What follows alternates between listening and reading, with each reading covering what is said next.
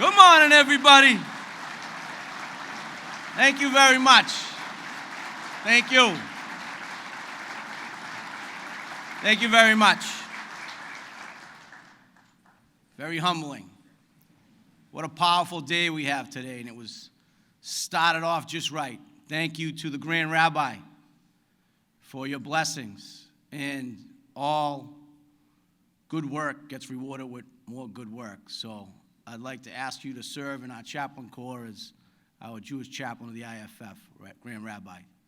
And the Grand Rabbi has, for over 40 years, been the City of Boston chaplain, and his uncle before that. So for about 80 years, they've served in the chaplaincy of the Boston Fire Department and done an amazing job for us.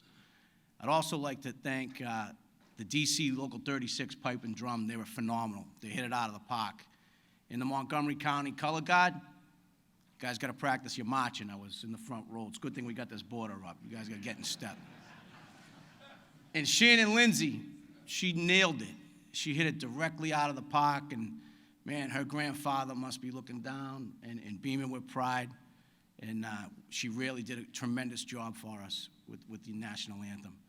And our own staff here at the IAFF that helped put this on and worked so hard for us day in and day out, thank each and every one of you.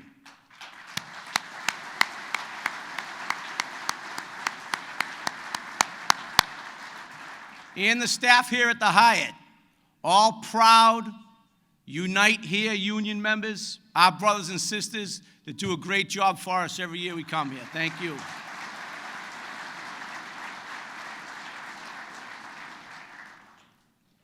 Now I'd ask you to please rise for a moment of silence.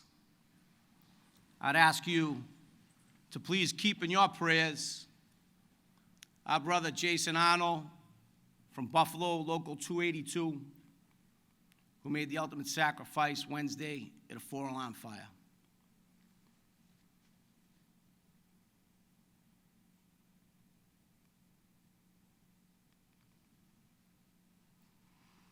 All right, thank you. You may be seated. You know, when we go out the door, we don't always come home.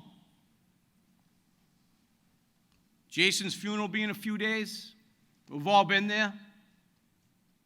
Flag draped coffin, bagpipes, ceremonial procession, the news cameras. The public turns its attention to the fire department, the local, the family, and rightly so. But when the funeral ends and life starts back up again, we're the ones that go back to the kitchen table without our brother or sister. It's our families that go on without their mother, their father, their sister, their brother, their husband, their wife. And that's why I say our mission starts in front of a church. And that mission is all of ours, all IAFF leadership and membership. Whether it's staffing, equipment, survivors' benefits, every fight we have in the mission is political. And when it comes to you, as IAFF leaders in me, we demand excellence, and our members deserve it. That's why a union matters. That's why this union matters. Politics, whether we like it or not, is the only world we can play in to be successful. And in many ways, politics is schoolyard rules. We, the IAFF, we want to be your best friend or your worst enemy. I like to say if you can't sweet talk them, headlock them. And you got to be loyal in a fight. And sometimes it's about punching the bully right in the nose, even when you know you're going to take a beating after. And we're about to do that. We're about to punch a bully in the nose in East Chicago.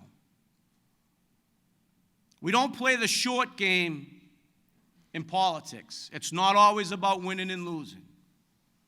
It's about establishing who we are. Our word matters.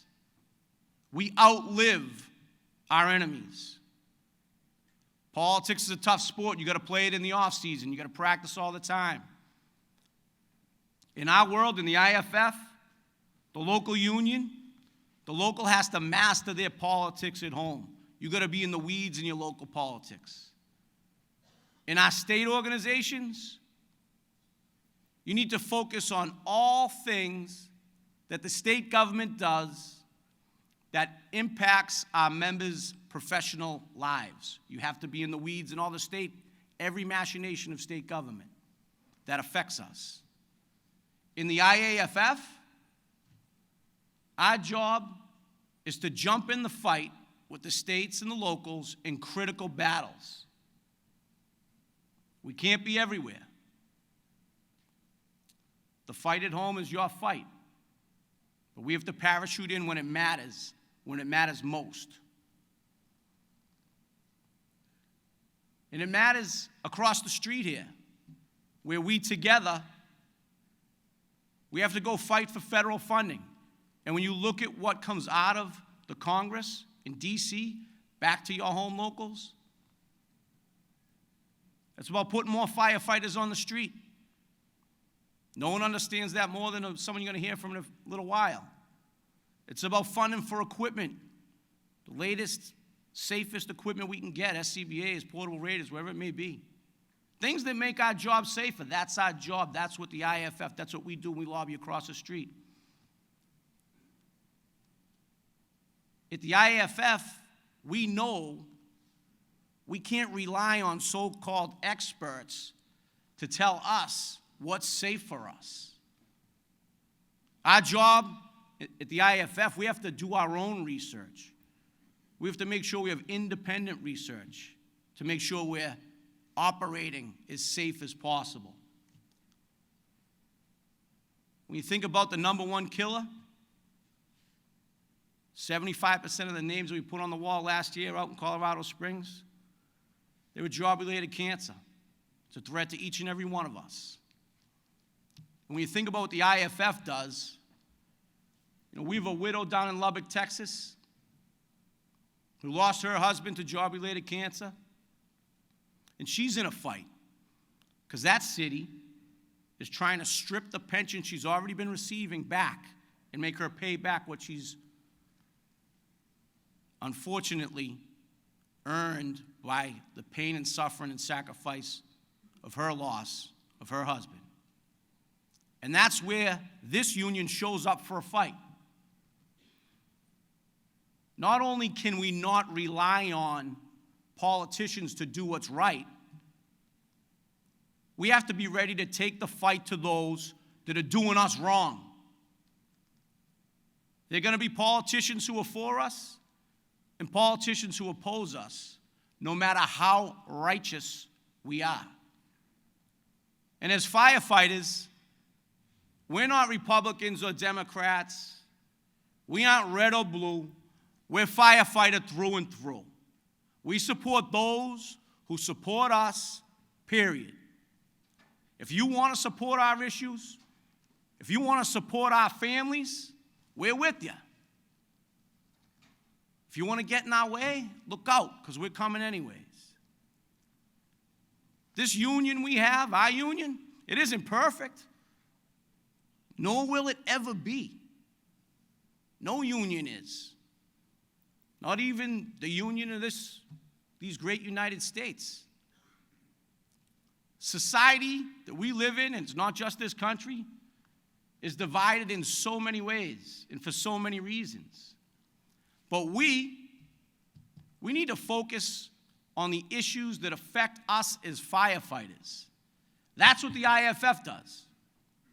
Our only focus, our only fight, is for the issues that affect us as firefighters. Safety, making sure you have a voice, making sure you have access to decent health care, and making sure you have a dignified retirement. We've had some great successes the last 2 years, in particular for our federal firefighters.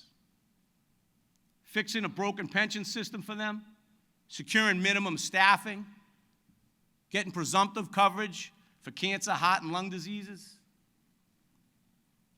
And listen to this loud and clear. If you were hired in the last 5 years by a city, a town, a county across the United States, if it wasn't for President Biden's American Rescue Plan, you probably would have been laid off or you wouldn't have been hired at all. We avoided massive layoffs coast to coast through that legislation. Now, I want to remind you what that means. That's not just families losing their livelihood and the pain that comes with layoffs. That's company closings. That's firehouse closings. That's that second due company 8 minutes out instead of 4 minutes out. That all translates into, simply put, us getting killed. Not to mention the impact on civilians. We still have work to do. And that's what we're doing here this week. You're going to hear about our priorities for this Congress, whether it's making cancer deaths eligible for PSOB benefits, which they should be, access to health care when you retire. We have tens of thousands of our firefighters that are not eligible for health care when they retire. Making sure you have freedom of speech. Think about that for a minute. We live in a country where you're entitled to speak your mind. But yet, if you want to speak up about safety deficiencies, you can be fired. Just a few weeks ago, down in Memphis, DVP Todd was just explaining to me before we started today, they instituted a new rule where you cannot publicly criticize the fire department. So if you know there's something unsafe and you open your mouth, you're in violation of the rules. They're coming to get you. Matter of fact, about half of the Guardian cases that the IAFF is fighting are because IAFF leaders stood up, spoke the truth, and were being disciplined or terminated for doing so. That's what we're fighting for down here, making sure you have a voice. And speaking of a voice, we've been fighting for years. The number one voice we have at the table is the right to collectively bargain. It's time to go back to Congress and fight for that. And probably the most important thing I think we can do is get next generation toxic, PFAS-free, carcinogenic-free bunker gear, PPE.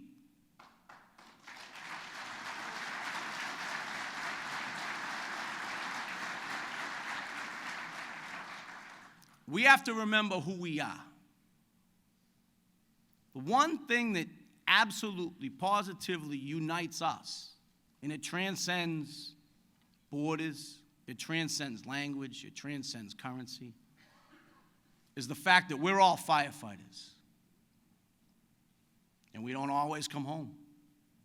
Just like our brother Jason Arnold left behind, I believe, a 5-year-old child whose funeral is Friday. Our loyalty, the loyalty of this Maltese cross, to the loyalty of this union, is to Jason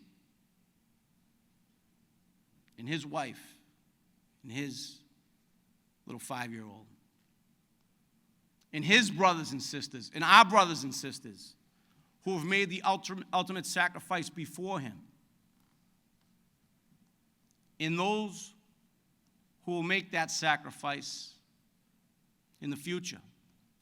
As leaders in the IAFF, we owe it to our members, to our brothers and sisters, to never back down. We owe it to them to demand excellence from ourselves as individuals and from our politicians.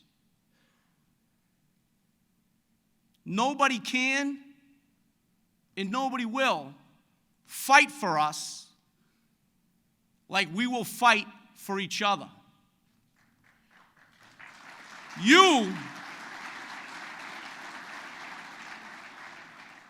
The IAF isn't a symbol. The IAFF isn't a building in D.C. You are the IAFF.